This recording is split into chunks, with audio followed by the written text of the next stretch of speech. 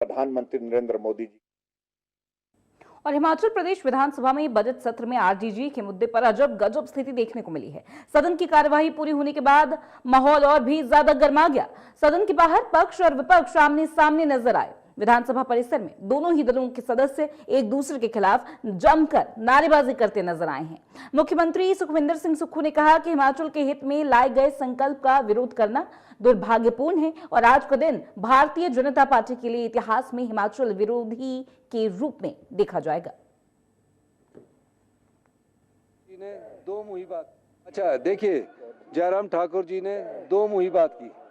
16वें वित्त योग और 15वें वित्त योग में जयराम ठाकुर जी ने कहा कि आरडीजी मिलनी चाहिए और आपने प्रस्ताव किया कि राज्य के आय और व्यय के बीच के अंतर को जो पाटने के लिए केंद्र संविधान के द्वारा जो अधिकार दिया जाता है उसमें उन्होंने अपने रिटर्न में लिखा है, अखबारों में लिखा है कि आरडीजी प्रदेश सरकार का हक है, उसको मिलना चाहिए।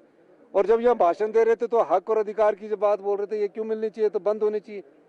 लिखी हुई स्टेटमेंट को माने या झूठ बोल रहे हैं, तो जयराम जी को पूर्व मुख्यमंत्री ने झूठ नहीं बोलना चाहिए। जब आपने 16वें वित्त योग के पास ये कहा दिया था कि प्रदेश को आरडीजी मिलनी चाहिए, तो आज उस प्रस्ताव के समर्थन में आप क्यों नहीं खड़े हुए, इस बात का आप जवाब दीजिए। सर, कुछ सदस्य तो कह रहे थे कि आपके साथ हैं, लेकिन फिर ये विरोध प्रदर्शन किया गया, ऐसा क्यों? देखो, इनका ये भारतीय जनता पार्टी जो है, हिमाचल प्रदेश की भारतीय जनता पार्टी है, वो आज के मामले में ऐसा लग रही है कि हिमाचल विरोधी हो गई है। आप बताइए कि 15 फाइनेंस कमीशन ने जब रिकमेंडेशन दी थी, उसके 3 साल उनको आरडीजी मिली और तकरीबन 54,000 करोड़ रुपए की आरडीजी उनको मिली, प्लस 16,000 करोड़ का जीएसटी कंपनसेशन सेस उनको मिला। टोटल 70,000 करोड़ का हो गया। 45,000 करोड़ रुपए का उन्होंने लोन लिया। मैंने आंकड़े दिए और मैं ये कहना चाहता हूँ कि 115 करोड़ रुपए के बावजूद उन्होंने 1,15,000 करोड़ रुपया उनको मिला और ये आरडीजी जो है ग्रांट है। उसके बाद हमें 17,000 करोड़ रुपया आरडीजी मिलती है। हम 70 साल से ऊपर वालों का एरियर भी देते हैं। क्लास 4th का हम 1/6 से 31/22 का एरियर भी देते हैं 70% तक। हम डीए देते हैं 7-8% हम डीए देते हैं। तो 17,000 करोड़ वाले ने किस प्रकार वित्तीय अनुशासन करते हुए प्रदेश की आत्मनिर्भरता की और कदम बढ़ाई। ये आत्मनिर्भरता की नीति का बदलाव है। गलत आंकड़े दे रहे हैं। गलत आंकड़े क्या, कागजों में आप सब जगह गलत आंकड़े दे रहे, सब जगह गलत आंकड़े होंगे जो कागजों में मैंने जो दिए। एक मुख्यमंत्री कोई गलत होगा? आरडीजी तो 70,000 54,000 और 16,000 करोड़ आई है, उसमें कोई गलत आंकड़ा है? गवर्नमेंट के आंकड़े होते हैं। गवर्नमेंट ने 1,000 करोड़ रुपए की बिल्डिंगें बना के रख दी। और हिमकेयर में हमने 720 करोड़ दिया, उन्होंने 394 करोड़ रुपए दिया। हिमकेयर को भी हम स्टार्ट करके रखते हैं, सहारा में दिया। तो ये सब बातें छोड़ दीजिए, लेकिन क्या आज वो आरडीजी के पक्ष में ना खड़ा होकर इस प्रदेश के लोगों के साथ, इस प्रदेश के आम जन के साथ उन्होंने कुठाराघात किया है, किसान के साथ कुठाराघात किया है, महिलाओं के सम्मान के साथ कुठाराघात किया है। ये सब चीज़ें आने वाले समय में जनता उनसे पूछेगी। सरकारें आती है, सरकारें चली जाती है, मुख्यमंत्री आते हैं, मंत्रिमंडल में सदस्य बनते हैं, एमएलए बनते हैं, लेकिन आज अधिकार की लड़ाई में वो प्रदेश के साथ खड़े नहीं हुए। ये बहुत दुख की बात है। सर, क्या कांग्रेस कैसे अब सरकार आगे बढ़ेगी, केंद्र में कैसे इस पूरे मुद्दे को आगे लेकर जाएगी? बिल्कुल, आज प्रस्ताव हुआ, हम चाहते हैं भारतीय जनता पार्टी भी उस प्रस्ताव का सपोर्ट करती, विरोध ना करती तो अच्छा होता, लेकिन हम इस लड़ाई को लड़ना जानते हैं और हम केंद्र सरकार के पास अपने अधिकारों की बात करेंगे, आर्टिकल के जिस अधिकार के द्वारा आरडीजी मिलती है। और एक चीज और मैं कहना चाहता हूँ, हमारी संपदा जो है उसमें केंद्र तो पैसे कमा रहा है और राज्य सरकार को हक देने की बात आ रही है तो उसमें पीछे हट रहा है। आरडीजी के रूप में हक मिलता था। केंद्र सरकार क्या कर रही है, जितने भी पावर प्रोजेक्ट है 14,000 मेगावाट के, हमें भी सिर्फ 12% फ्री रॉयल्टी दे रही है। और जब वो प्रोजेक्ट फ्री हो जाता है तो उसमें टोटल खर्चा ही हो ऑपरेशन मेंटेनेंस का 10% के करीब आता है। हम मानते हैं कि 20% के करीब आता होगा। फिर 80% जो लाभ कमाते हैं उसका 40% हमें ये हमारी संपदा का अधिकार दे दीजिए। जब और प्रदेशों में थर्मल पावर प्रोजेक्ट लगते हैं, वहाँ माइनिंग के लिए सेस लगाया जा सकता है, वहाँ ट्रांसपोर्टेशन का खर्च किया जा सकता है। तो हिमाचल प्रदेश में तो जो पावर प्रोजेक्ट लग गया उसमें कच्चे माल यानी रॉ मटेरियल कच्चा माल पानी है, उस पर तो कोई ट्रांसपोर्टेशन नहीं लगनी।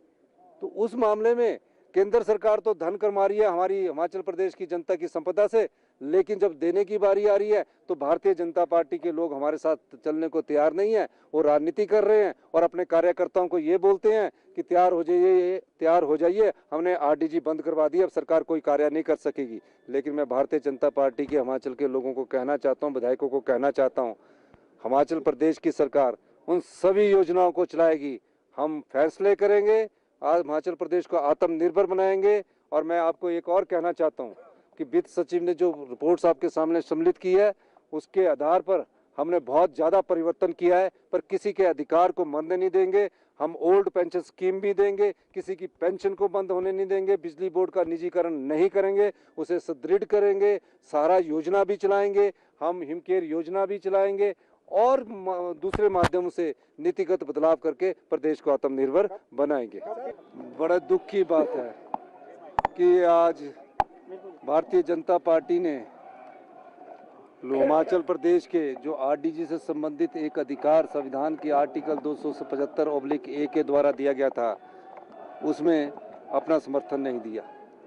ये प्रदेश के लिए आज बड़ा दुखदाई दिन है और ये प्रत्येक वर्ष 10,000 करोड़ रुपया उन किसानों का, उन मजदूरों का, उन युवाओं का के पर कट लगाने की दिशा में भारतीय जनता पार्टी ने साथ दिया। मैं एक बात कहना चाहता हूँ, ये कैसा लोकतंत्र में विरोध है कि प्रदेश के हित के लिए भारतीय जनता पार्टी खड़ा भी नहीं होती। प्रदेश के हित के लिए प्रधानमंत्री मोदी जी से मिलने से भी घबराती है। बार बार मेरे अनुरोध करने के बाद आज भी कि आपके नेतृत्व में पूरा मंत्रिमंडल, मैं वो मुख्यमंत्री महोदय, सभी मंत्रिमंडल के सदस्यों ने फैसला किया कि हमें हिमाचल हित में अपना कोई प्रोटोकॉल नहीं रखना है, हमें हिमाचल प्रदेश के हित के लिए आगे जाना है। तो हम जयराम ठाकुर जी के और उनके विधायकों के साथ प्रधानमंत्री जी के पास मिलने के लिए हम सब जाना चाहते हैं। सरकार अपना अहम छोड़कर, अपना प्रोटोकॉल छोड़कर हम इनसे अनुरोध करते रहे, लेकिन हमने सोचा कि चलो ये इस बात के अलावा जब वोटिंग होगी उसमें हमारे साथ खड़े होंगे। और आज जो 102 के तहत हिमाचल प्रदेश में जो आरडीजी बंद की गई है, जिसको 16वें वित्त आयोग द्वारा बंद करने का कोई अनुमोदन नहीं हुआ, उन्होंने कहा नोटेड है, उस संदर्भ में अगर कोई फैसला ले सकते हैं तो देश के प्रधानमंत्री मोदी जी ले सकते हैं। जब हमने इनसे बात कर रहे हैं तो वो पीछे भाग रहे हैं। अगर आज ये हिमाचल के हित के लिए खड़े नहीं होंगे, ये सवाल सरकार का नहीं है, ये सवाल हिमाचल की जनता का होगा। तो आने वाले समय में किस प्रकार भारतीय जनता पार्टी लोगों की, जनता की अदालत में जाएगी और क्या कहेगी कि जब प्रदेश का 10,000 करोड़ प्रत्येक साल का कट रहा था, तो उस समय जब कांग्रेस की सरकार ने प्रस्ताव लाया तो हम उस समय इसके विरोध में खड़े हुए और हमने इनका समर्थन नहीं किया, ये कहेगी। अब ये चीज़ों को भारतीय जनता पार्टी, मुझे नहीं लगता कि किस दिशा में जा रही है।